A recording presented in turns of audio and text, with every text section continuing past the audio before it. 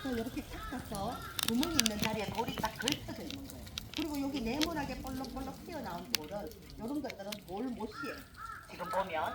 지금 보면 돌과 돌 사이에 돌을 못처럼 만들어서 고정을 딱 한 거예요. 그러니까 아래쪽에는 울퉁불퉁하게 원래 생긴 자연적인 돌, 그리고 위에는 사람이 깎아서 인공으로 만든 돌. 그래서 자연과 인공적인 돌이 어우러진 최고의 명작의 돌축입니다.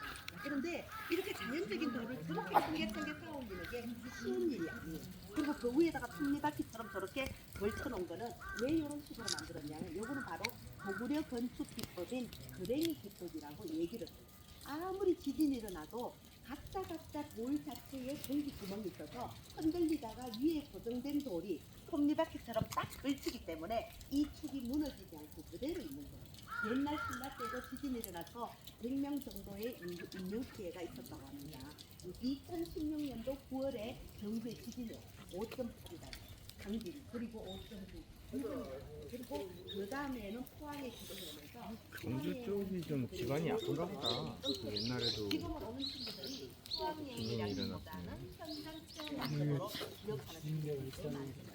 그런데 옛날에는 포항여행을 오면 전부 다 올라가서 한 300명씩 오고 우리 사진을 찍었던 곳이에요. 그래서 반대로 이 돌개 다리 국본대에 이용을 했다는 거죠. 그런데 경주를 와서 보면 우리가 1910년도에 일본의 지배를 받았기 때문에 아무리 많은 문화재가 있어도 우리가 큰 소리 내고 지키지를 못했어요.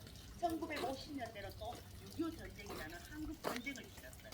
전쟁이 지나간 자리에는 일단 의식주가 해결이 안 됩니다.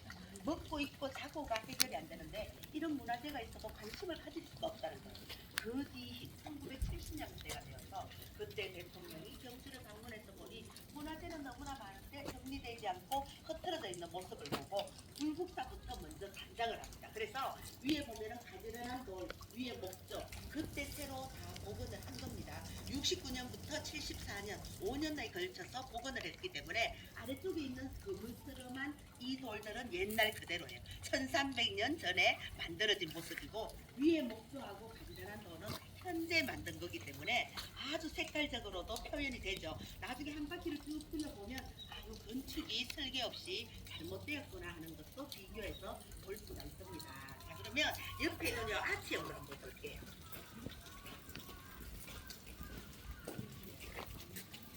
아치형 한번 보세요, 모양이. 이것도 너무 멋지죠. 지금 보면 요 아치형은 여기가 연못이었고, 자 이렇게 사진을 찍어서 보면 요 아치형 한 번만 봐주세요. 여기는 원래는 요 바깥 무늬가 없다고 생각해요. 대부분 다리를 보면 안쪽에 있는 요런 모양으로 끝나지, 요 바깥에 단점으로 보이는 사다리꼴 모양을 넣은 요런 돌 아치형은 볼 수가 없었을 거예요. 그래서 보면 요 안에는 직사각형이 있죠. 직사각형. 요 중간에는 사다리꼴 모양이에요. 아래쪽이 좁고 위에가 넓어. 만약에 지진이 나면은 상하 좌우로 흔들면 요거는 이가 빠지듯이 밑에 손들어버리면 이게 톡 빠져버려요. 그리고 요 위에 돌이 박아져요. 요 위에 돌이 밑으로 꺼지려면 이 안쪽에 있는 돌이 박아져요. 근데 수학여행을 온 6학년 학생이 요걸 보고 질문했어요. 이 바깥에 널찍한 사다리꼴 모양은 누가 봐도 뚝 떨어지는 형상이죠.